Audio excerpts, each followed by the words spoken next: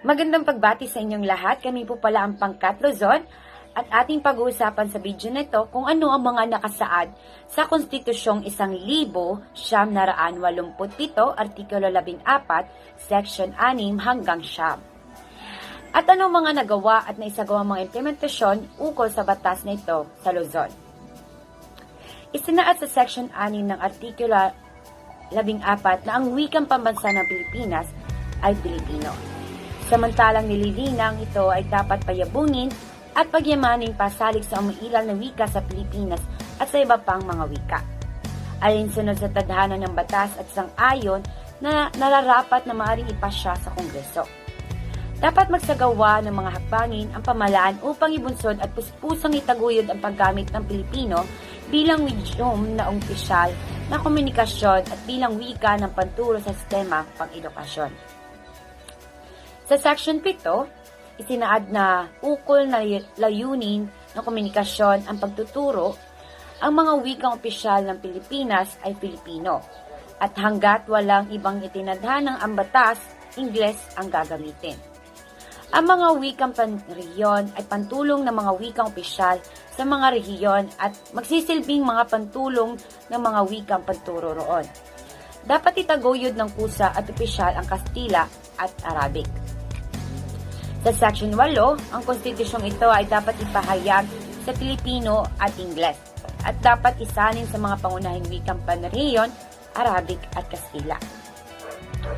Ang Section 9 naman ay nagsasaad na dapat magtatag ng Kongreso ng isang komisyon ng wikang pambansa na binubuo ng mga kinakatawan ng iba't ibang mga rehiyon at mga disiplina na magsasagawa, mag-uugnay at magtataguyod ng mga pananaliksik sa Pilipino at iba pang mga wika para sa kanilang pagpapaunlad, pagpapalaganap at pagpapanatili. Mga nagawa at isigawang mga implementasyon sa Konstitusyon 1987, Artikulo 14, Section 6 hanggang 9 na bahaging Luzon. Batay sa resulta mula sa Social Weather Station taong 1995 tungkol sa tanong na gaano kahalaga ang pagsasalita ng Filipino. 2 sa 3 mga Pilipino ang nasasabi na napakahalaga ang pagsasalita ng Filipino. 71% mula sa Luzon, 55% naman sa Visayas, at 50% mula sa Mindanao ang nagsasabing mahalagang-mahalaga ang pagsasalita ng Filipino.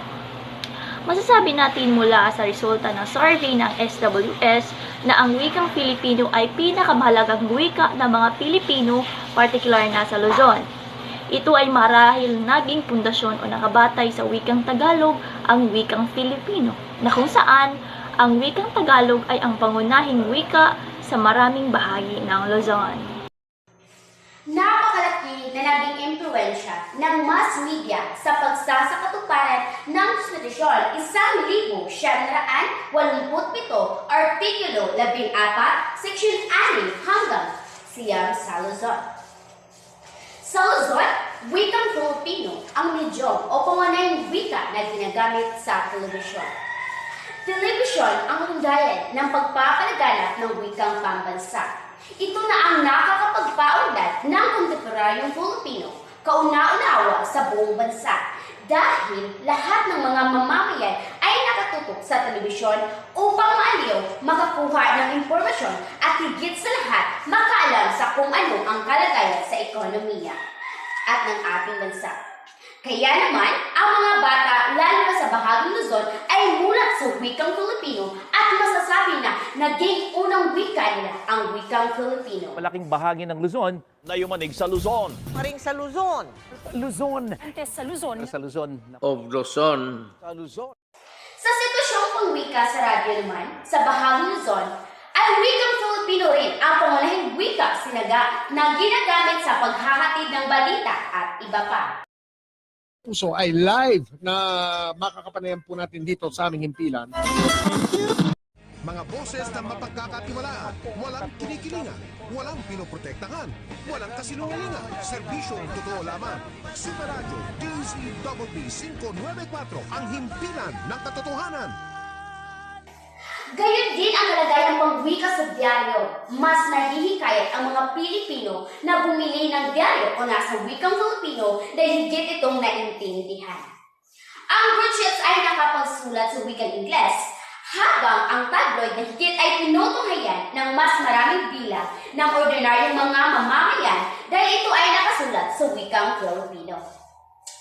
Ayon kay Francisco, 2010, gamit ang wikang Filipino sa mass media, kusa nitong tinatangkilik ng nakakarami dahil sa dami ng nakakaunawa at nakakaabot ng wikang ito. Sa pamahalaan, partikular na sa bahagi ng Luzon, ginagamit ang wikang Filipino sa komunikasyon, pandinig sa Senado, opisyal na transaksyon at korespondensya. Nauwi sa katuwaan dahil sa pakikipagdebate ni Senador Lapid sa wikang Filipino. Pero bigla rin itong nauwi sa seryosohan. May report si Rafi Tim.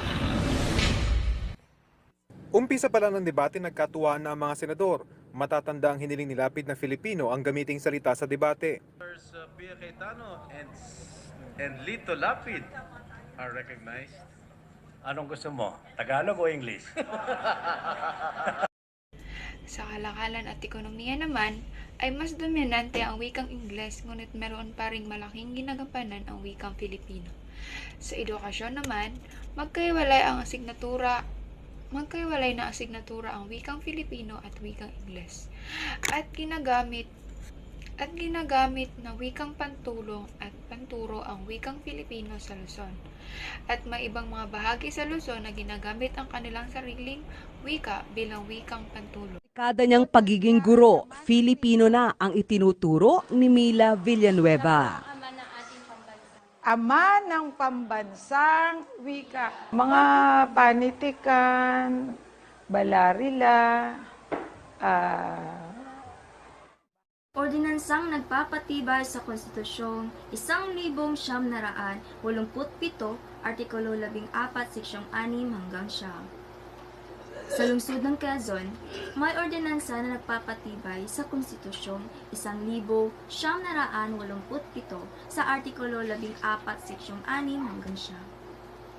Ang ordinansang ito ay nag-aatas sa pangkat ng serbisyong pambatas sa ilalim ng tanggapan ng kalihim ng sangguniang panunsot na isalin ang mga piling pinagtibay na ordinansa ng lungsod ng wikang Pilipino. Sanay ang mga pasasakatuparan sa Konstitusyon 1987, Artikulo bilang 4 na Seksyon 6 hanggang 9 ay hindi lamang sa Luzon makikita, kundi sanay sa buong Pilipinas ay nagkakaisang itaguyod ito.